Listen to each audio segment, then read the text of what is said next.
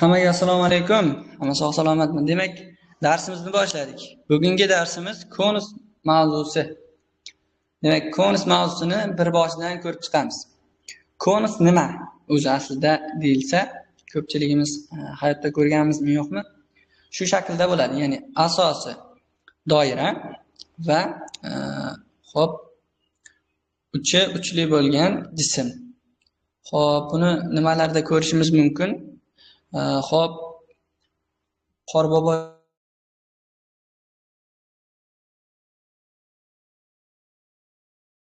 boshqa joyda bilmadim.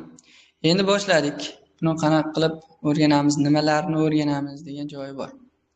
Boshladik. Birinchi o'rinda hajm masalasiga to'xtaladigan bo'lsak. Hajmi. Hajmi nimaga teng bo'ladi deyilsa, oldin ko'rganimizdek, xo'p, bu konusning hajmi v tenglik s asos ko'paygan h ko'rinishda bo'lmaydi. Nimaga unday ko'rinishda bo'lmaydi? Hamma prizmalarniki o'shanday ko'rinishda edi-ku deyilsa, qarasak bu tepasida umumiy asos yo'q. O'shaning uchun oldiga bir taqsim 3 tushadi har doim. S asosining yuzasini bir taqsim 3 ga ko'paytirib, unga endi nimani ko'paytirib qo'yamiz? H balandlikni ko'paytirib qo'yadigan bo'lsak, demak umumiy xo'p, konusning hajmi kelib chiqar ekan. Demak, asosini yuzasi per kvadrat, ya'ni doira bo'lgani uchun xo'p, uni balandlikka ko'paytiramiz. Balandligi h, keyin 3 ga bo'lib qo'yamiz. Demak, hajmi per kvadrat h taqsim 3 ga teng bo'lar ekan. Keyin yon sirtini yuzi PRL. Bu joyda L imiz nima? Xo'p, yasovchisi deb yuritiladi, yasovchi hisoblanadi. Xo'p, P imizni bilamiz. R bu asosining radiusiga teng. Demak, S yon sirtini yuzasi PRL ga teng bo'lar ekan. To'la sirtini yuzasi. To'la sirtini nima tashkil etyapti deyilsa, yon sirti va asosini tashkil etyapti. Asosi doira. Qaraydigan bo'lsak, to'la sirtini yuzi per kvadrat, asosi doira. Xo'p, PRL bo'ladigan bo'lsa, bu yon sirtini yuzasiga teng edi. To'la sirtini yuzi demak per kvadrat plus PRL bo'lar ekan. Endi xo'p, alfa bo'yicha gaplashamiz. Bu alfa nima degani deyilsa, ya'ni xo'p, konusni a'si xo'p, yasovchi bo'yicha 40 dik. O'ylab ko'raylik. 40 sak bu ko'rinishdagi xo'p, narsa paydo bo'ladimi? Shu ko'rinishda paydo bo'ladi.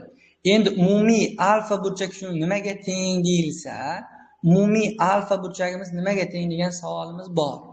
Alfa burchagimizni topib olishimiz uchun hozir bitta formulani o'rgatib o'taman.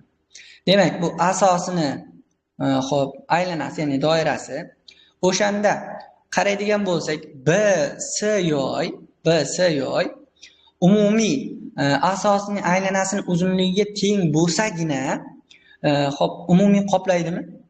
O'shaning uchun BS yoyning uzunligini umumiy asos uzunligiga tenglashtirilyapti. Ya'ni alfani bu joyda gradus bo'yicha keltirilgan. Birinchida yoy uzunligi, BS yoy uzunligini qanday qilib topamiz? BS yoy uzunligining formulasi nima edi? Alfa ermidi? Alfa ko'paygan r ga teng. R bu yerda L bo'lib turibdi-da, alfa ko'paygan L ga teng bo'lib qoladi-da o'shanda. Xo'p, endi o'sha alfa ko'paygan r ni asosini nimasiga tenglashtiramiz? Asosini aylanasining uzunligiga tenglashtiramiz. Asosini aylanasining uzunligi 2pi ko'paygan kichkina r ga teng. Bu joydan alfani qiymatini topib qo'yadigan bo'lsak, 2pi kichkina r taqsim L ga teng bo'lib qoladi. Demak, bunda alfani topish formulasi shunday. Alfamiz radianda kelib chiqadi. Endi bizga bu joyda r ni topish formulasini keltirib qo'yibdi. Mana shundan foydalanib r ni topsak ham bo'ladi. Alfa taqsim 360 degani bu radianda hisoblangan yoki 2pi ni 360 gradus deb ketyapti ular. Xo'p, yo'q, 2pi ni 360 demayapti.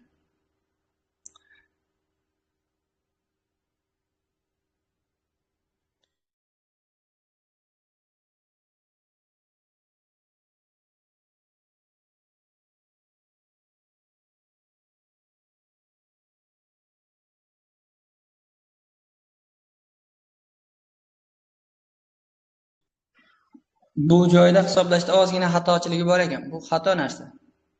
Bu xato ekan. Ozgina xatochiligi bor menimcha. Bu radianda chiqaribdi-yu. 2pl deb hisoblab yuboribdi-da. 2pl emas, alfa l bo'ladi-da.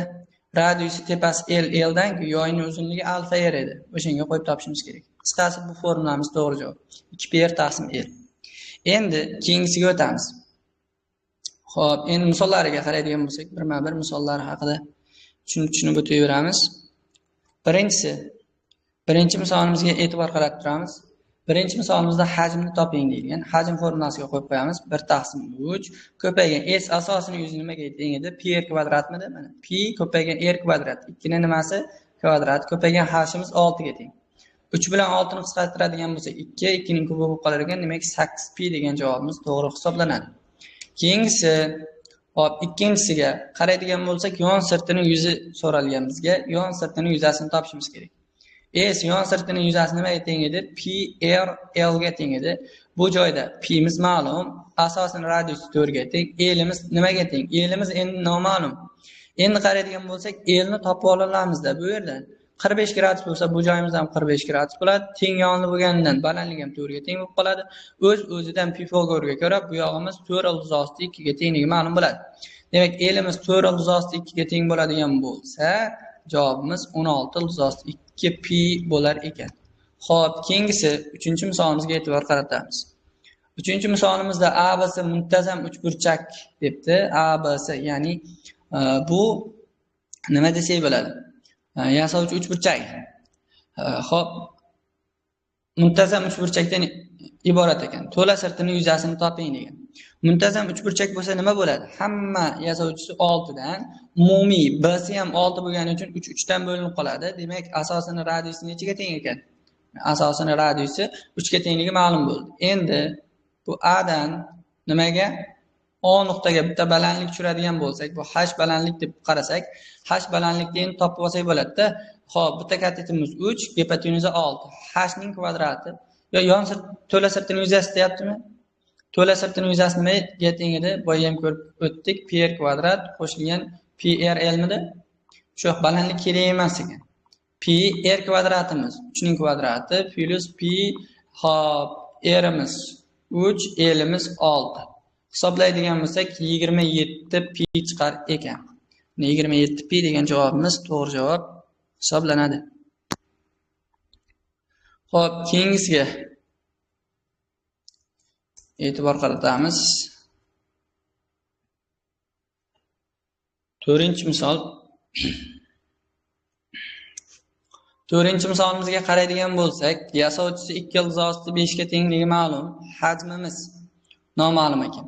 Hajmimizni qanday qilib topamiz? Hajm hisoblashda bizga balandlik kerak bo'lgani uchun, ya'ni balandlik kerak bo'lgani uchun nima qilamiz? Bitta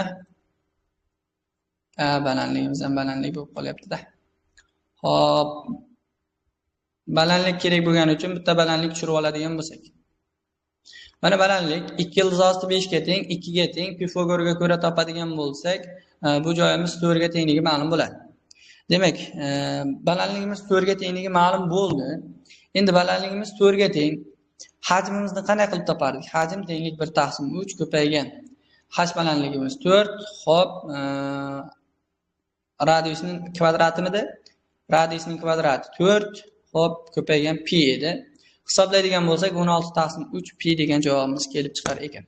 Bu joyda bitta noma'lum, o'sha noma'lum bo'lsa ham h. Keyingisiga e'tibor beramiz, demak. Xo'p, keyingi misolimiz 5-misol. 5-misolga qaraydigan bo'lsak.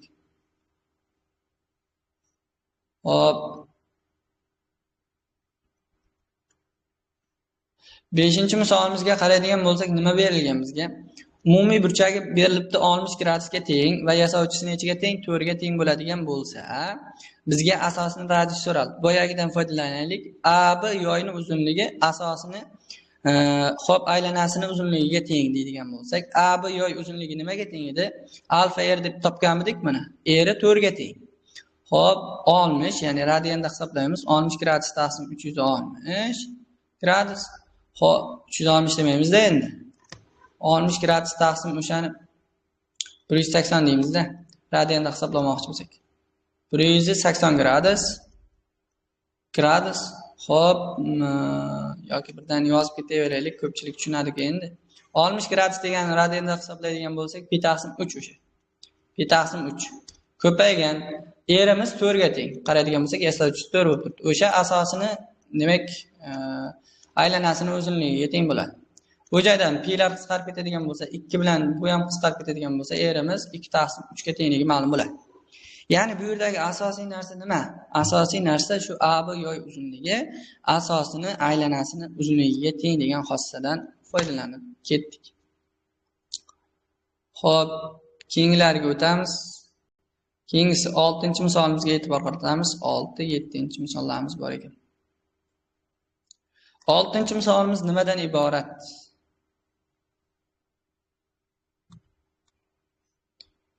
Oltinchi misolimizda aytilganki, xo'p, umumiy aylantir debdi. 360 gradusga, tomonni atrofida 360 gradusga aylantirishdan hosil bo'lgan jism hajmini toping. Buni 360 ga aylantirsak nima bo'ladi? Qarasak, bu tomondan ham bitta o'shanday chizma hosil bo'ladi-da. Tushunarli?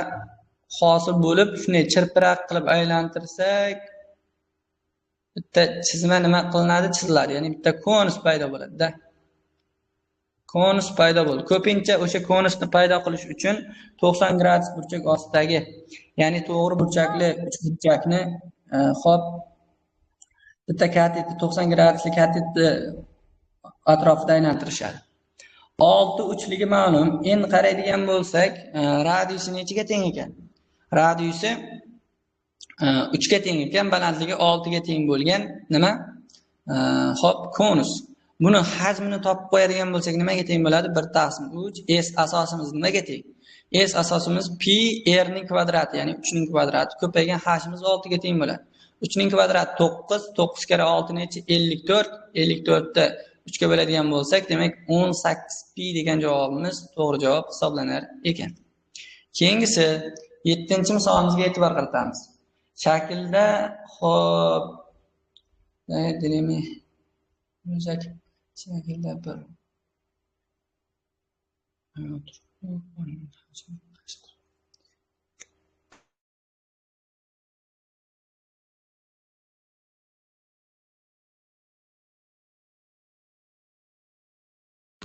buni tarjimasiga to'g'ri tushunmadim hozir.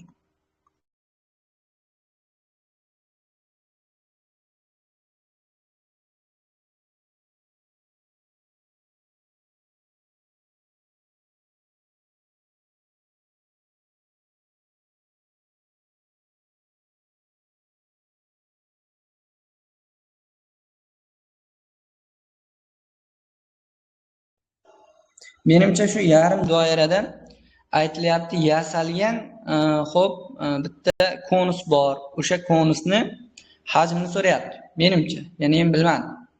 Endi bu doiradan bitta konus yasashimiz uchun ostida nimadir bo'lish kerak-ku. Ya'ni asosi bo'lish kerak. Asosi aynadan iborat bo'lish kerak. Boya ham ko'rib o'tdik. O'sha asosini radiusini topib olsam bo'ladi. Ya'ni asosini radiusi nima bo'lish kerak degan savol bor, ya'ni. Aylana bo'ladigan bo'lsa, konus yasaydigan bo'lsak, konusimiz shu yasovchisi 10 dan bo'lib qoladi, lekin aniq 10 dan bo'lib qoladi. Xo'p, keyin nima bo'lib qoladi? 10 dan balandligini ham topib olsak bo'ladi, radiusini topsak, boshqa narsasini ham topib olsak bo'ladi qisqasi. Xo'p, oldin shuni bilishimiz kerakki, asosini aylanasini uzunligi buni yoyni uzunligiga teng, AB yoyni uzunligiga teng. AB yoyni uzunligini qanday qilib topamiz deyilsa, AB yoyni jami burchagi necha gradus? 180 gradusda. Xo'p, radianga aylantirsak uni 1 bo'lib qoladi-da. Pi taqsim pi bo'ladi-da, 1 bo'lib qoladi-da. Qisqasi radianda. 1 bo'lib qoladi. Yo'q, pi bo'lib qoladi deganim 1 bo'lib qoladi demayapman. Pi bo'lib qoladi. Pi ko'paygan. Xo'p, radius nechaga teng buni? 10 gami? 10. O'sha teng bo'lish kerak buni aylanasini uzunligiga. 2pi ko'paygan kichkina erga. Bu joydan erimiz topadigan bo'lsak 5 bo'lishi ma'lum bo'ldi. Endi qaraydigan bo'lsak, 5 bo'ladigan bo'lsa, buni aylantirsak 5 dan paydo bo'ladigan bo'lsa, yasovchisi 10 ga teng. Endi nimasini topib olishim kerak? Balandligini topib olishim kerak. Qaraydigan bo'lsak, shunday to'g'ri burchak, uchburchak paydo bo'ladi. Radiusi 5 ga teng, yasovchisi 10 ga teng. Xo'p, demak, balandligi nimaga teng bo'ladi desa, 10 ning kvadrati, ya'ni 100 dan ayirib tashlashim kerak nechini? Xo'p, 25 ni 75 ilzosti 75 dan ne chiqadi deyilsa 5 ilzosti 3 chiqadi menimcha. Endi bundan hajm topadigan bo'lsam nima bo'ladi? Hajm tenglik 1/3 ko'paygan pi r kvadratimiz 5 ning kvadrati ko'paygan hashimiz 5 ilzosti 3.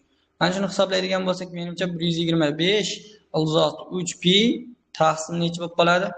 3 ekanligi ko'rinib qoladi. Demak, to'g'ri tarjima qilibmiz, ham to'g'ri ekan. Xo'p, demak, keyingi o'zi savollarimiz.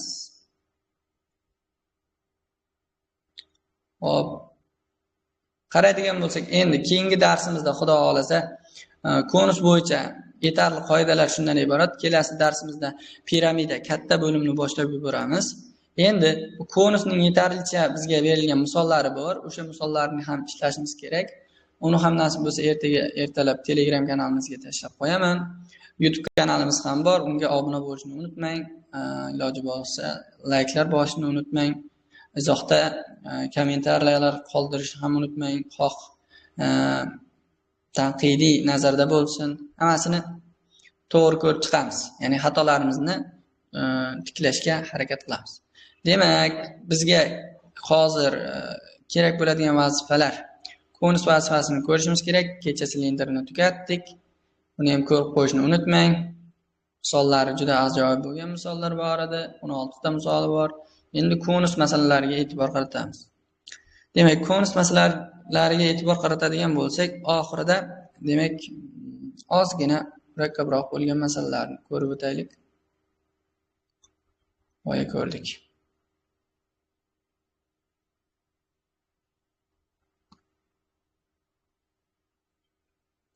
Endi qaraymiz. 15-masalaga e'tibor qarataylik. 15-masalani 15-masalamizda nima deyilgan? 15-masalamizda shunday deyilganki, xo'p, shakldagi kesim konusning hajmini toping. Ya'ni kesik konusda. Kesik konus haqida hech qanday holi ma'lumot berganim yo'q. Lekin kesik konusning hajmini topishni juda oson usulda o'rgatib qo'yaman. Kesik konusning hajmini topishimiz uchun nima qilamiz deyilsa, buni to'liqda konusga nima qilib olamiz? To'ldirib olamiz. Shu qismning hajmi so'ralyaptimi bizdan? Bu qismning hajmini topishimiz uchun nima qilamiz deyilsa, umumiy katta hajmda bu hajmni ayirib tashlaymiz-da. Ya'ni katta umumiy hajmdan kichkina qismdagi konusning hajmini ayirib tashlaymiz. Uni qanaqa qilib topamiz deyilsa, o'xshashlik oddiy. Qaraydigan bo'lsak, ikkita uchburchak paydo bo'ldi. Asosan radius 4 bo'lgani uchun jami 8 bo'ladi. Xo'p, bundan bitta to'g'ri chiziq o'tkazdik. Bu qarasak 2 radiusi jami 4 ga teng bo'lib qoladi. Qarasak o'rta chiziq vazifasini bajarib qoldi. O'rta chiziq ekanda o'sha. Bu yoq 6 ga teng bo'ladigan bo'lsa, endi o'xshashlikdan hisoblasak, tepasi h-6 ga teng bo'lib qoladi-da. Jami h bo'ladigan bo'lsa, tepasi h-6.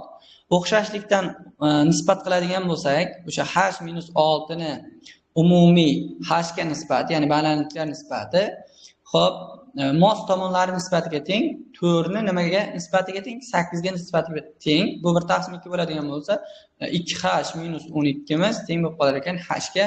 Bu joydan h topadigan bo'lsak, 12 ga tengligi ma'lum bo'lar ekan. Jami h balandligimiz demak nechaga teng? 12 ga teng. 12 ga teng bo'ladigan bo'lsa, bu tomoni ham 6 ga tengligi ma'lum bo'ladi.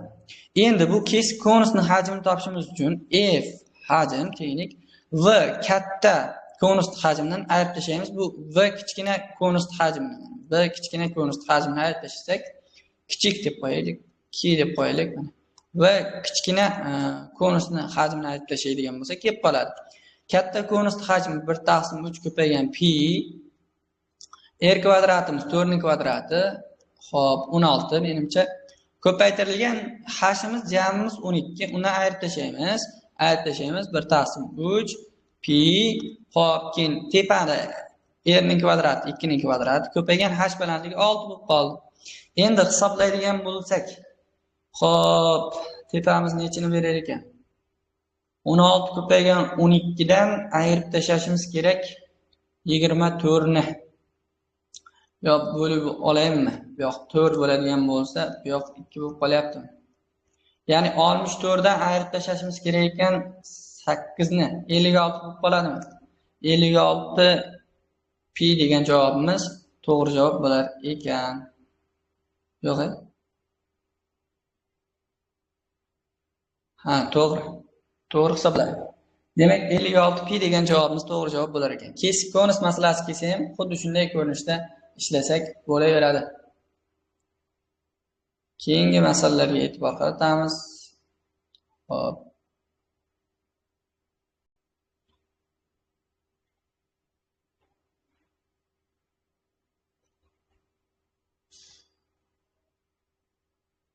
Oldinlab ketyapmiz.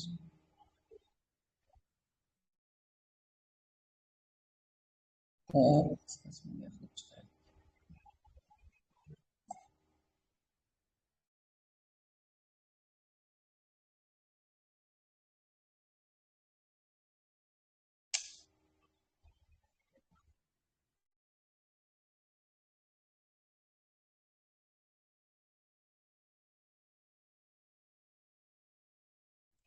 Endi 13-masalaga e'tibor qaratamiz. To'qni umrlarni bir-bir ko'rib o'tib ketaylik.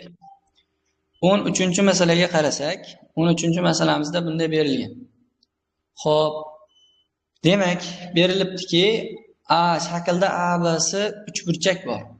Uchburchakning B'si tomoni atrofida 180 gradusga aylantirishdan hosil bo'lgan jism hajmini toping.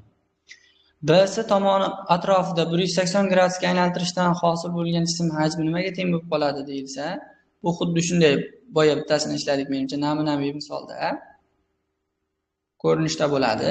Buni aylantirdik. O'ylab ko'raylik, aylantirsak nima bo'ladi? Aylana chizadi-da. O'zi menimcha xayolini tasvirlab bo'ldilaringiz. Nima paydo bo'ldi? Ikkita konus paydo bo'ldi. Ikkita konusni hajmlari yig'indisini qo'shib qo'yadigan bo'lsak, xo'p, umumiy hajmni beradi. Shundaymi? Demak, V umumiy hajm teng bo'lib qoladi. Birinchi, BA tomondagisini hajmini topadigan bo'lsak, keyin AC tomondagisini hajmini topadi. Jamimiz 12 ga teng debdi, balandligi nechaga teng? 4 ga tengligi ma'lum. Endi o'shandan biz balandliklarni topib olishimiz kerak. Mana B ni x deb belgilasak, y ni y deb belgilasak, o'sha x, y muhim bizga. Xo'p, x, y ni muhim. Endi shu bo'yicha topadigan bo'lsak nima bo'ladi? Xo'p, BA tomondagining hajmi. Xo'p, nimaga teng? Birdan yozib olaylik. 1/3 ko'paygan xo'p, pi ko'paygan r ning kvadrati, 4 ning kvadrati ko'paygan h x ga teng. Plus bu tomonni ham xuddi shunday qilib hisoblaydigan bo'lsak, xo'p, 1/3 pi ko'paygan r ning kvadrati, 4 ning kvadrati ko'paygan y ga teng. Endi ikkalasidan 1/3 pi 16 xo'p, 4 ning kvadrati 16 bo'lsa, o'shani chiqarib oladigan bo'lsa, bu yoqda x plus y qoldi. X plus yimiz qiymati nechaga teng edi? 12 ga tengmidi? 12 ni qo'yib ketdik-a. Bu 3 bilan 12 qisqaradi, 4 bo'ladi. 4 kara 16 64 pi degan javobimiz nima bo'lar ekan? To'g'ri javob hisoblanar ekan. Bo'ldi, javobimiz 64 pi. Hammaga tushunarli bo'ldi degan umiddaman. Xo'p.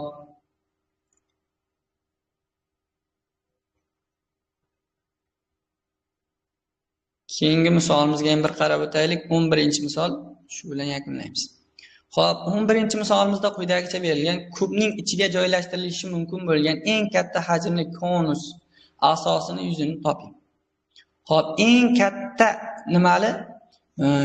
Hajmli konus. Endi eng katta hajmli bo'lishi uchun bu asosidagi, demak, aylanani radiusi eng katta bo'lishi kerak. Asosidagi aylanani radiusi eng katta bo'lishi uchun asos kvadrat bo'ldi-da, kvadrat yarmiga teng bo'lib qolaveradi-da asosini radiusi. O'shaning uchun bu jami 6 ga teng bo'ladigan bo'lsa, 3 ga teng deb olsak bo'ladi. Endi tepadan pastga tushiraman. Tepadan pastga tushirsam bu balandlikmi? Mana balandlik. Balandlik nimaga teng? 6 ga tengmi? 6 ga teng. Hamma parametri mavjud bo'lib qoldi. Hajmni topib qo'ysak bo'ldi. 1/3 ko'paygan pi ko'paygan 3 ning kvadrati 9 ko'paygan hajmimiz 6 ga teng. Hisoblaydigan bo'lsak 18 pi degan javobimiz nima bo'lar ekan? To'g'ri javob hisoblanar ekan. Demak, 10 ga o'xshagan misolni boya bir ko'rib o'tdik. 9 ga o'xshagan misolni ham, qolgan misollarga o'xshash misollarni boya ko'rib o'tdik. Demak, konus haqida qisqacha ma'lumot shundan iborat. Xudo xolasa buni ishlanishini, ya'ni vazifalarni ertalab tashlab qo'yaman. O'zingiz ishlab xulosa chiqarsangiz juda yaxshi bo'ladi. Keyin chiqmay qolgan misollarni iloji boricha xo'p, kommentariyada qoldiring. Bemalol ham ishlab berishga harakat qilamiz. Demak, e'tibor bergan hammaga rahmat. Hamma sog' va salomat bo'ladi.